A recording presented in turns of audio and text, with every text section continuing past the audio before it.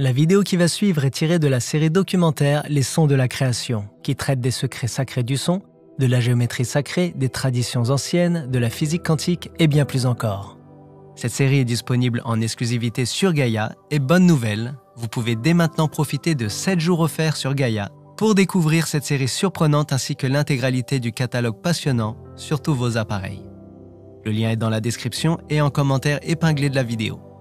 Bon visionnage!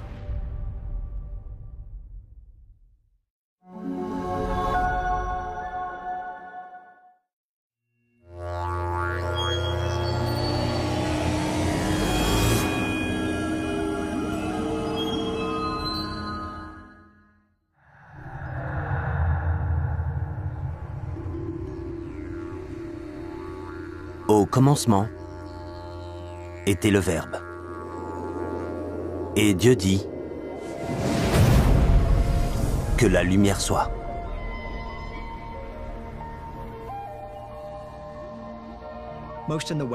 La plupart des Occidentaux sont familiers avec le concept chrétien « Au commencement était le Verbe ».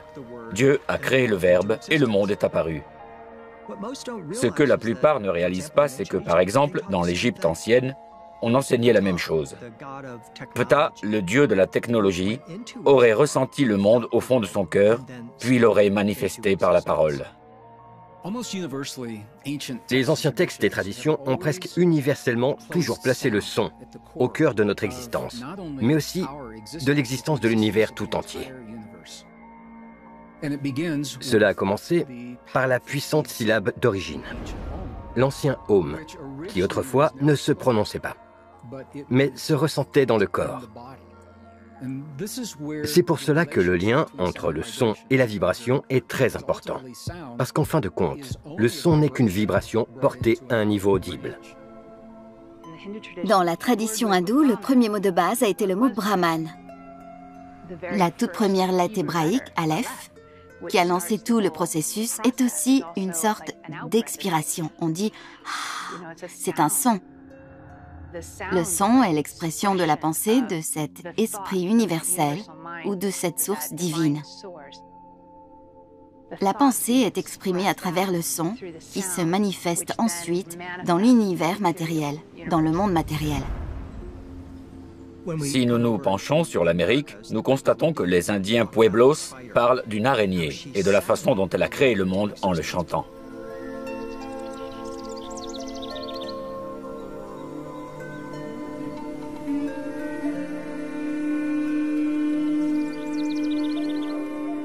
Dans la mythologie aztèque, le dieu Quetzalcoatl a utilisé une conque pour générer la vibration qui a donné naissance à la première onde de vie.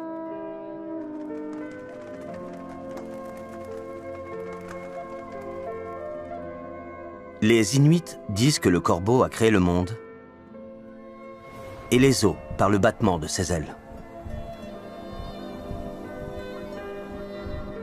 Il semble donc que peu importe l'endroit où l'on se trouve ou l'époque, il existe une croyance selon laquelle le son était fondamental pour la création. De manière tout aussi remarquable, notre propre genèse en tant qu'être humain pourrait bien avoir commencé d'une manière similaire. Lorsque l'embryon atteint une taille inférieure à 1 millimètre, très proche d'1 millimètre, mais pas tout à fait 1 millimètre, il commence déjà à développer les premiers aspects de l'oreille interne. Le tout premier organe sensoriel qui se développe chez l'embryon est donc l'oreille interne. Ensuite, entre 16 et 24 semaines, l'embryon atteint un point où les 5 sens sont développés. Sauf que nos yeux sont encore fermés et que nous sommes dans le noir et que notre nez et notre bouche sont remplis de liquide.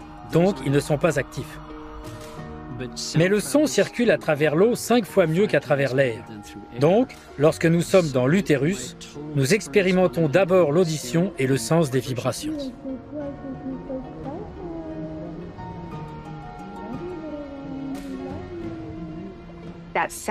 Le son qui parvient au fœtus, à l'embryon, est essentiel pour le développement du fœtus.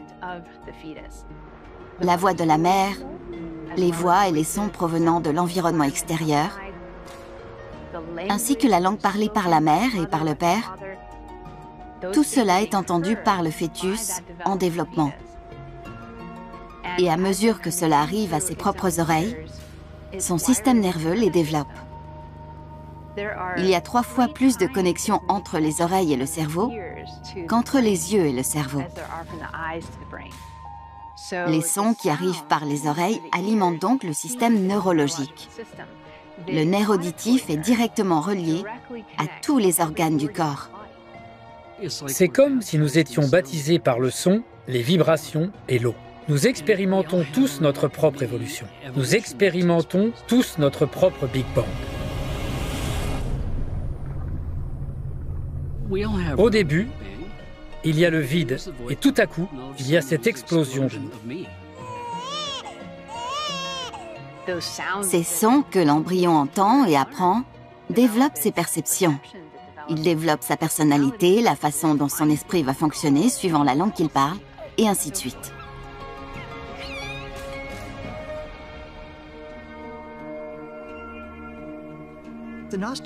Les gnostiques croyaient que c'était notre âme qui manifestait notre corps physique. Notre corps physique est fait à l'image de Dieu. Et son but ultime est de servir de véhicule à l'âme, alors qu'elle évolue à travers cette matrice. Le son est le premier sens à se développer dans l'utérus et le dernier sens à disparaître lorsque nous mourrons. De nombreuses cultures anciennes avaient des pratiques pour la naissance et la mort, qui utilisaient le son, la musique, les prières parlées ou chantées, car elles connaissaient l'importance de ces passages. C'est très puissant, car cela signifie que le sens de l'ouïe et le son proviennent vraisemblablement directement de la source. Et le son, en tant que premier sens, est probablement le meilleur moyen de se connecter le plus directement à la source.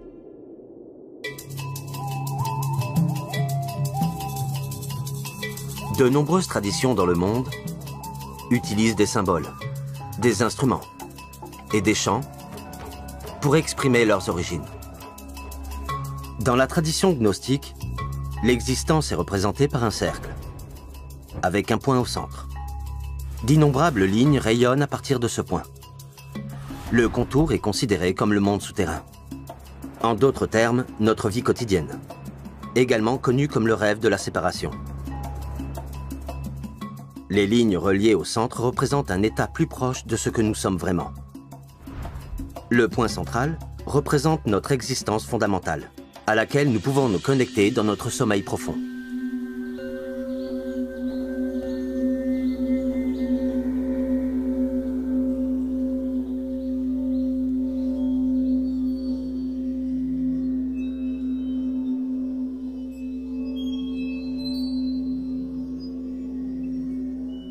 Les aborigènes, dont le nom signifie globalement « au commencement », sont la plus ancienne culture vivante sur Terre.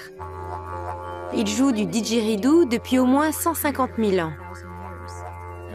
Ils prennent cette racine, ils la creusent et ils en font une sorte de clairon. Et les tonalités et les fréquences qui en ressortent sont agencées de manière à coder des informations.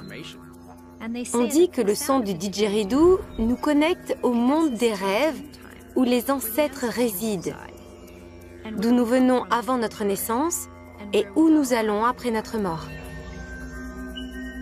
Les aborigènes d'Australie parlent de lignes de chant ou de chemins de chant, chantés par les esprits de leurs ancêtres primordiaux, qui marchaient à travers le paysage, créant les paysages de leur terre par le chant. Pour les aborigènes, ces chants sont permanents et doivent continuer à être chantés. Les lignes de chant sont des chemins vibratoires qui existent dans une sorte de dimension parallèle et que les aborigènes utilisent pour naviguer sur de vastes territoires et acquérir des connaissances. Ce n'est que lorsque j'ai fait un voyage au Tibet et que je me suis rendu dans un certain nombre de monastères situés dans les hauteurs de l'Himalaya que j'ai commencé à comprendre le secret mystique du son et son lien avec la création. J'ai pu voir de nombreux mandalas qui étaient dessinés sur les murs. Les moines m'ont dit, voici le secret. Et j'ai demandé, qu'est-ce que cela veut dire? Comment cela fonctionne-t-il? On m'a répondu qu'il y avait très longtemps, nous n'avions aucun moyen d'enregistrer le son. Mais nous savions qu'en projetant le son dans la matière, cela créait un motif.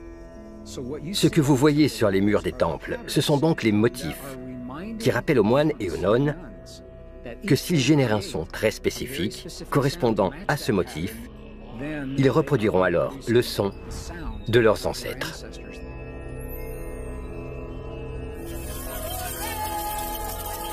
De nombreuses cultures anciennes accordent une valeur sacrée ou spéciale au chant et à la parole.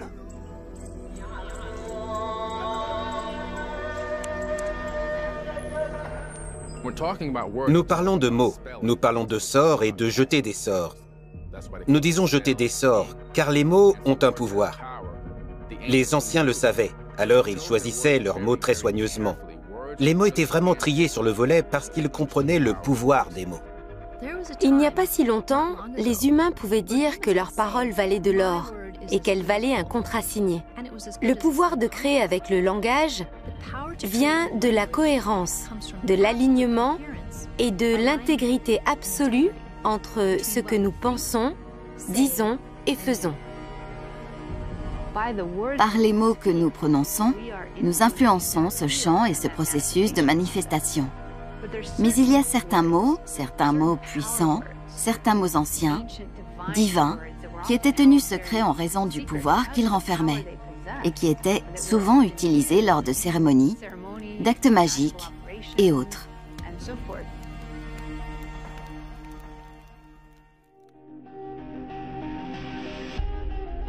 Même à notre époque plus moderne, des chercheurs et des inventeurs tels que Nikola Tesla ont réfléchi aux nombreux rôles profonds et mystérieux que joue le son dans le processus de la création. Tesla a dit, et je paraphrase, que si vous voulez comprendre les secrets de l'univers, vous devez y penser en termes d'énergie, de fréquence et de vibration. Je pense vraiment qu'il avait réalisé quelque chose de très important et de très fondamental, à savoir que la matière n'est pas une chose. Ce que nous appelons les choses, la matière, n'a en réalité rien d'une chose. Ce n'est en fait que de l'énergie, des vibrations, des fréquences, des oscillations. Lorsque vous observez un atome de très près, vous ne voyez pas de petites boules de billard. L'atome est constitué de 99,9999% d'espace, et la partie qui n'est pas de l'espace est un petit champ électromagnétique qui fluctue. Il est donc incorrect de considérer cela comme quelque chose de solide. Peut-on être trompé par ce que l'on croit voir? Un personnage clé de la Grèce antique nous a mis en garde contre les dangers de croire ce que nous percevons avec nos yeux. Platon est considéré comme le père de la philosophie occidentale. Il croyait que nous ne vivions pas dans le monde réel, mais dans l'ombre du monde réel. Et il a conçu une allégorie appelée l'allégorie de la caverne. Dans cette allégorie, il décrit un groupe de prisonniers enchaînés ensemble. Derrière les prisonniers se trouve un feu, et entre le feu et les prisonniers se trouvent d'autres personnes qui jouent avec des marionnettes et projettent des ombres sur le mur. Les prisonniers croient tous que les ombres qu'ils voient représentent le monde réel. Puis, dans son allégorie, Platon explique que l'un des prisonniers s'échappe, qu'il sort dans le monde réel, puis revient aveuglé par la lumière du monde réel. Voyant cela, les autres prisonniers se disent « Nous préférons rester dans le monde de l'ombre, nous ne voulons pas être aveuglés par la lumière ». C'est devenu une façon de décrire notre rapport à la réalité.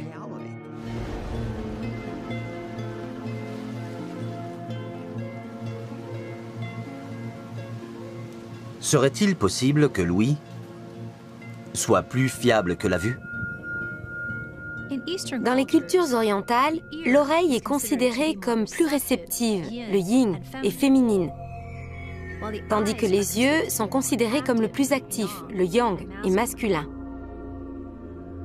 L'époque actuelle dans laquelle nous vivons met davantage l'accent sur le yang ou les informations visuelles que sur les informations que nous recevons en étant à l'écoute.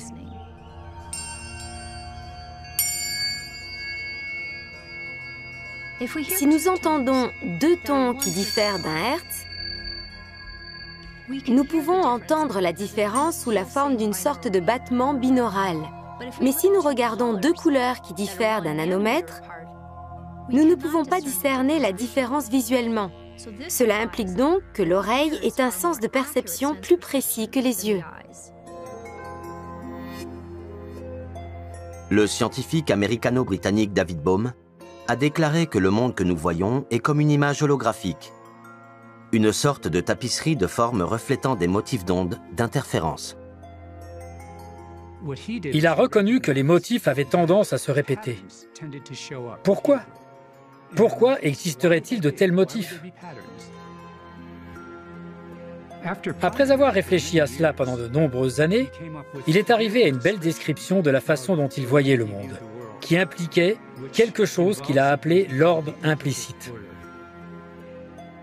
Ce que cela signifie, en fait, c'est qu'il y a d'abord quelque chose qui existe, qui est préexistant et qui a besoin d'être activé, et c'est là que le son intervient en tant qu'essence créative.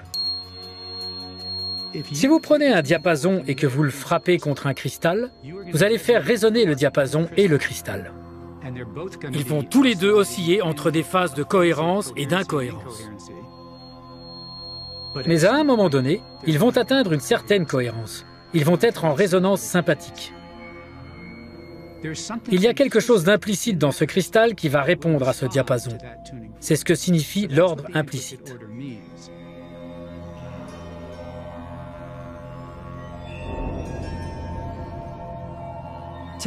Aujourd'hui, les gens comprennent que nous vivons dans une matrice. Ils comprennent que parfois, cette matrice n'est pas un endroit très confortable. Et ils cherchent des moyens d'aller au-delà de la matrice. Et nous découvrons aujourd'hui que le son est probablement la clé de la vie. C'est la clé pour ouvrir les portes de réalité supérieure. C'est la clé pour ouvrir des portes en nous-mêmes. Nous avons donc l'intime conviction que le moyen de traverser la matrice est d'élever notre propre vibration. Comment pouvons-nous élever notre vibration? L'univers offre de nombreux indices cachés, dont certains ont trait au son et aux mathématiques. Le maître spirituel et philosophe Georges Gurdjieff a parcouru le monde pour rassembler certaines de ces pièces du puzzle. Gurdjieff était un mystique et compositeur russe qui a conçu ce qu'il appelait la loi des trois, qui stipule que pour qu'un phénomène puisse exister, il faut ce qu'il décrit comme une force qui affirme, une force qui dément et une force qui réconcilie. À moins que ces trois forces ne soient présentes, un phénomène ne peut se manifester dans la réalité. Chaque nombre dans la création fait partie d'une séquence, dans laquelle un autre aspect du divin peut s'exprimer dans le monde. Il y a donc le pouvoir particulier du 1, le pouvoir du 2, et le 3 est le suivant dans la séquence. Tout part de l'unité qui se divise en dualité polarisée. La polarité permet au mouvement de se mettre en place. Elle permet l'attraction et la répulsion. Elle permet à l'évolution d'avoir lieu. Un exemple ordinaire de cette loi des trois est votre voiture. Votre voiture a 3 vitesses. Elle a une marche avant, une marche arrière et un point mort. Ces 3 éléments sont essentiels. Le troisième élément entre deux polarités opposées pourrait simplement être le neutre, entre le positif et le négatif. Mais il pourrait aussi être compris comme l'union du positif et du négatif, comme un homme et une femme engendrent un enfant. C'est ce que l'on peut voir dans la tradition égyptienne, où les deux composantes sont Sekhmet d'un côté, la composante féminine, et Ptah de l'autre, la composante masculine. Lorsqu'ils sont unis, ils font naître Nefertum, leur enfant représentant la beauté et la plénitude de la création.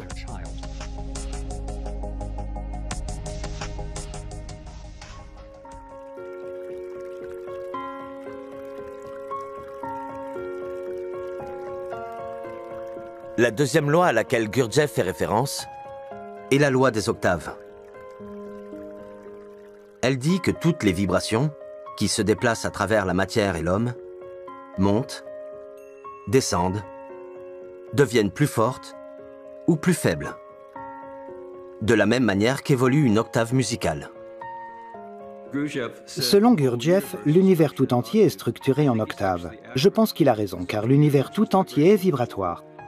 Par conséquent, les octaves sont une composante fondamentale de l'univers, une sorte de dédoublement de la vibration à l'infini, en d'autres termes, la structure de l'univers. Les cellules humaines en sont un exemple. Si nous regardons simplement une cellule, lorsque celle-ci est fertilisée avec la graine de vie, elle génère une sorte de résonance, une fréquence. On pourrait même dire un son. Et quand elle se multiplie, elle se dédouble. Par la mitose cellulaire, elle se dédouble. Ce rapport de 1 à 2 est le même que celui qu'on pourrait associer à l'octave. Il y a un rapport harmonique qui se produit. Il y a le rapport de 1 à 2, de 2 à 4, de 4 à 8, de 8 à 16, de 16 à 32, etc. Elles se dédoublent de manière continue. Elles suivent donc cette séquence harmonique. Nous pouvons également voir beaucoup de corrélations entre la division cellulaire et la fleur de vie, qui est une géométrie sacrée. Il y a d'abord un cercle, puis il se divise et en forme 2, alors les deux se chevauchent et forment le Vesica Piscis, puis cela se transforme en 4 cercles. Et lorsque nous arrivons à 7 et enfin 8, cela forme cette graine de vie partant du centre de la fleur de vie. Les règles qui régissent l'harmonie, le son et la musique sont les mêmes que celles qui s'appliquent à la géométrie sacrée et à ce qui est beau, harmonieux et porteur de vie dans les formes géométriques.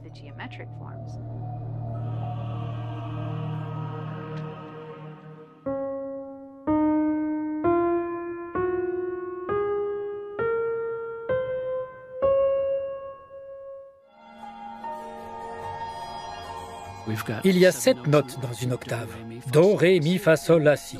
Et quand nous nous penchons sur les mathématiques, nous voyons certaines choses qui se reflètent dans la façon dont l'univers est construit. Par exemple, si vous regardez un piano, vous voyez qu'il y a 2 touches noires, puis 3 touches noires, puis 2 touches noires et encore 3 touches noires.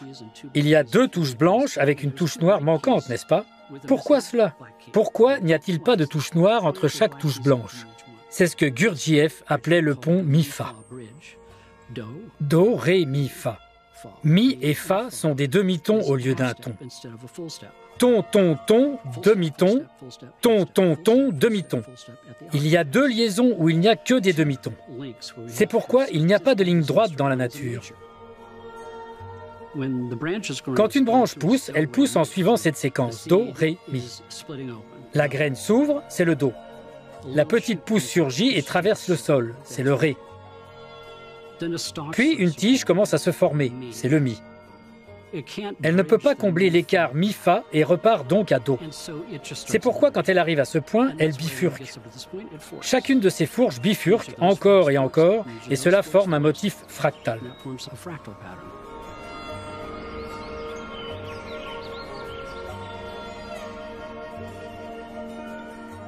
Le pont Mi-Fa de Gurdjieff pourrait être comparé à ce que l'ancien philosophe grec Pythagore appelait la virgule diatonique.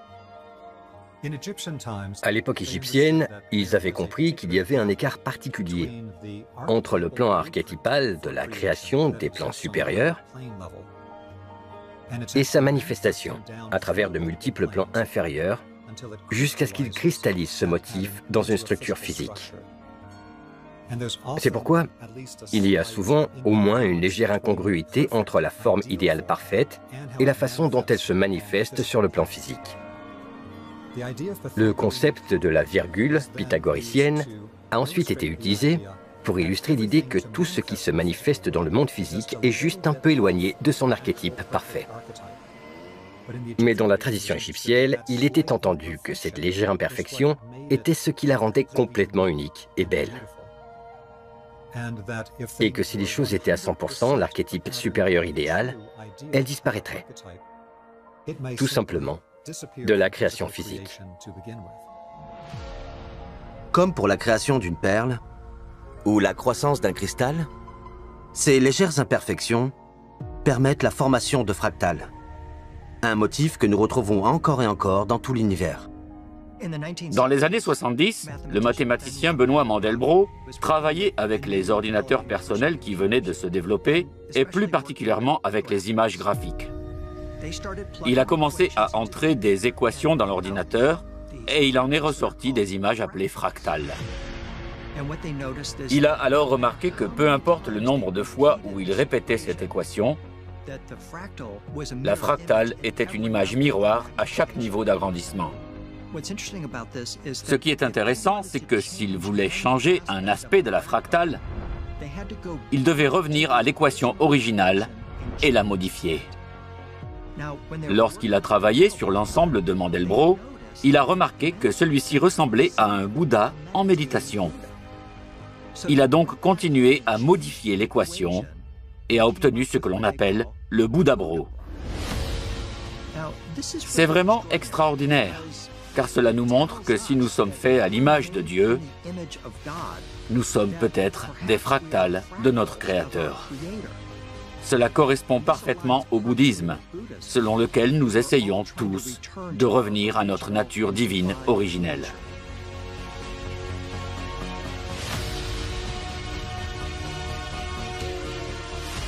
L'auteur et scientifique Michael Hayes a déclaré que la résonance entre la biologie et la cosmologie montre que la vie est une musique, composée d'harmoniques. Son exemple le plus frappant est la structure hélicoïdale de la vie elle-même. L'ADN. Hayes a appelé cette découverte le code hermétique. Hermès est le nom grec du dieu égyptien Thoth. C'est le dieu de la magie et de l'alchimie. Et il est également lié au concept de passer à travers des portes et des portails. Lorsque les Grecs parlaient d'Hermès, ils faisaient référence à cette connaissance ultime de l'Antiquité, appelée la table d'émeraude. Le plus connu dans la table d'émeraude est le deuxième verset qui dit « Ce qui est en bas est comme ce qui est en haut ».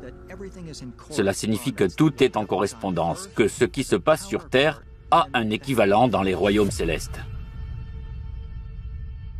Dans la Bible, on retrouve cela dans le Notre Père, sur la terre comme au ciel. C'est une expression hermétique, une expression de la loi des correspondances. Elle indique essentiellement que vous et moi sommes une fractale de toute la création. Nous sommes une reproduction du cosmos. Et ce qui se passe en nous se passe aussi dans le grand cosmos, et vice-versa. L'arbre kabbalistique juif renvoie un message similaire.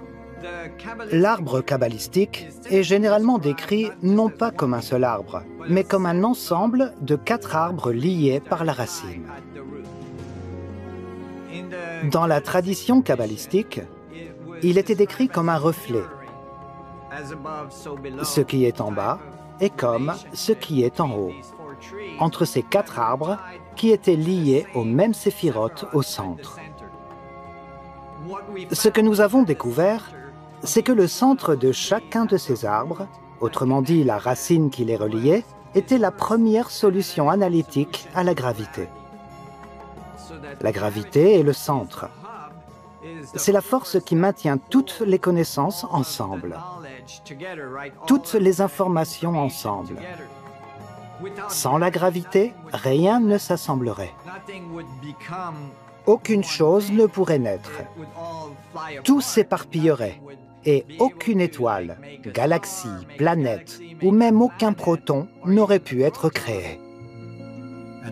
L'expression « ce qui est en bas » et comme ce qui est en haut signifie que tous les aspects supérieurs de la création se reflètent dans le monde physique dans lequel nous vivons. Et une fois que nous comprenons ce modèle fondamental basé sur l'utilisation de la géométrie sacrée, nous pouvons voir comment les deux niveaux sont connectés et comment nos actions dans le monde physique sont liées au monde supérieur et les affectent. Et comment les mondes supérieurs nous créent, nous alimentent et nous affectent ici, à notre niveau.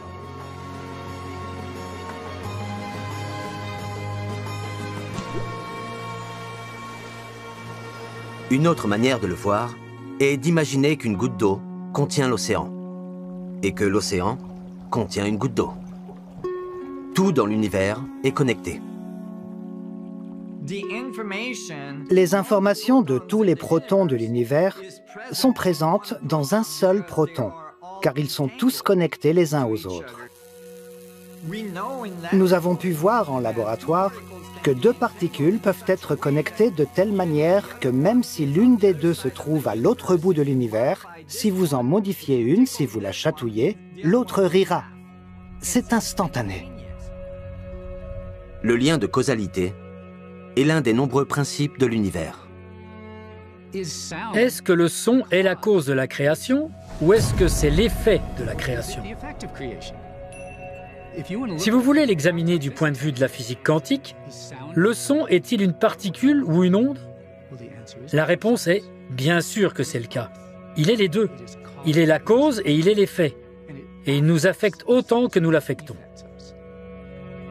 Les cultures anciennes utilisaient la métaphore selon laquelle l'univers serait en fait une symphonie cosmique, une chanson chantée au Créateur.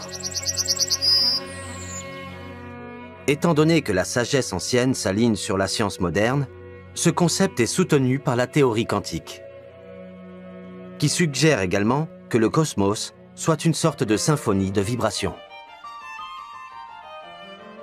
De nombreuses cultures anciennes pensaient que notre seul rôle était de jouer notre note particulière, aussi parfaitement que possible, pour que la création soit complète.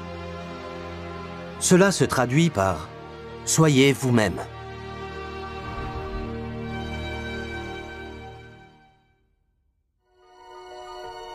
Dans le prochain épisode de « Les sons de la création », nous explorerons les mathématiques derrière la musique. Rejoignez-nous pour découvrir les secrets sonores de la géométrie sacrée.